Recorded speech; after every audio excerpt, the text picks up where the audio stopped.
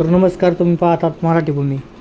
Mister लिस्टमध्ये सुरू असलेल्या तणावाचा आणि युद्धसदृश्य परिस्थितीचा परिणाम आता भारतावरही दिसू लागला आहे. विशेष म्हणजे या परिस्थितीचा फटका थेट आपल्या दैनंदिन जीवनाशी संबंधित असलेल्या गॅस सिलेंडरच्या पुरवठ्यावर बसताना दिसत आहे. अलीकडेच केंद्र सरकारने LPG सिलेंडर बुकिंगच्या नियमामध्ये एक महत्त्वाचा बदल केला आहे. याआधी ग्राहकांना 21 दिवसांनी पुन्हा गॅस सिलेंडर बुक करता येत होता, मात्र आता ही मर्यादा वाढवून 25 दिवस करण्यात आले आहे. सरकारच्या मते हा निर्णय गॅसची साठेबाजी आणि काळाबाजार रोखण्यासाठी घेण्यात आला आहे. पण दरम्यान देशातील अनेक शहरांमध्ये गॅस पुरवठ्याबाबत काही अडचणी निर्माण झाल्याच्या बातम्या समोर येत आहेत. काही अहवालानुसार बेंगळुरू शहरात कमर्शियल गॅस सिलेंडरचा पुरवठा अचानक थांबला आहे. हॉटेल असोसिएशनच्या मते कोणतीही पूर्वसूचना न देता हा पुरवठा बंद करण्यात आला. त्यामुळे गॅसच्या कमतरतेमुळे अनेक हॉटेल्स बंद ठेवण्याची शक्यता व्यक्त केली जात आहे. त्याचप्रमाणे मुंबई, पुणे आणि नागपूर यांसारख्या मोठ्या शहरांमध्येही कमर्शियल गॅस पुरवठ्यावर परिणाम झाल्याच्या बातम्या येत आहेत. पुण्यातील काही खानावळे आणि लहान हॉटेल्सना गॅस सिलेंडर मिळत नसल्याचेही त्यांच्यासमोर व्यवसाय चालवण्याचे मोठे आव्हान उभे राहिले आहे. देशाची राजधानी दिल्ली आणि नोएडा परिसरातही गॅस एजन्सी बाहेर लोकांच्या लांबच लांब रांगा लागल्याचे चित्र पाहायला मिळाले. अनेक लोक रिकामे सिलेंडर घेऊन गॅस मिळण्याची वाट पाहताना दिसले आहेत. तर मध्य प्रदेश, पंजाब, राजस्थान, हरियाणा आणि कर्नाटक यांसारख्या राज्यांमध्येही कमर्शियल गॅसच्या पुरवठ्यावर काही प्रमाणात परिणाम झाल्याच्या बातम्या समोर येत आहेत. आता प्रश्न असा निर्माण होतो की ही परिस्थिती नेमकी का निर्माण झाली?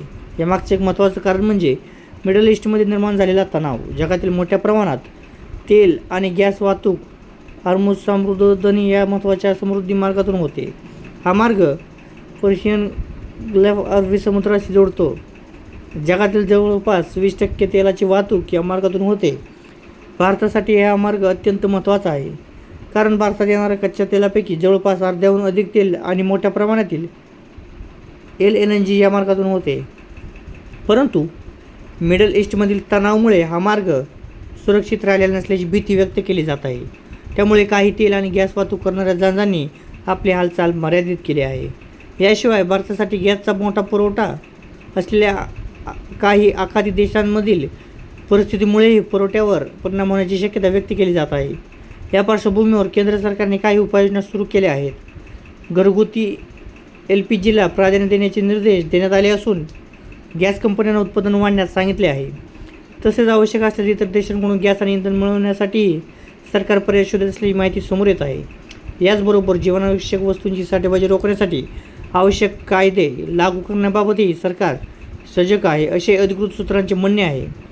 तर सरकारचे म्हणणे असे आहे की देशात इंधनाचा पुरेसा साठा उपलब्ध आहे आणि नागरिकांनी घाबरून जाण्याची गरज नाही. सोशल मीडियावर पसरत असलेल्या काही अफवा दिशाभूल करणाऱ्या असल्याचेही सरकारने स्पष्ट केले. तरीसुद्धा तज्ज्ञांच्या मते असे आहे की मिडल ईस्टमधील परिस्थिती स्थिर होईपर्यंत जागतिक तेल आणि गॅस बाजारात त्याचा परिणाम दिसू शकतो. म्हणजे जोपर्यंत त्या भागातील परिस्थिती पूर्ववत होत नाही आणि समृद्ध मार्ग पुन्हा सुरळीत होत नाही, तोपर्यंत इंधन बाजारावर काही प्रमाणात दबाव राहण्याची शक्यता आहे. मात्र सध्या घरगुती गॅस पुरवठा सुरळीत सुरू असल्याचे सरकारकडून सांगितले जात आहे. या सगळ्या परिस्थितीबद्दल तुमचे काय मत आहे? तुमच्या भागात गॅस पुरवठ्याबाबत काय अडचणी जाणवत आहेत का? तुमचे मत आम्हाला कमेंटमध्ये एकदा नक्की कळवा. आणि अशाच महत्त्वाच्या बातम्या आणि विश्लेषणासाठी मराठी भूमी या यूट्यूब चॅनलला सबस्क्राईब करायला विसरू नका. धन्यवाद.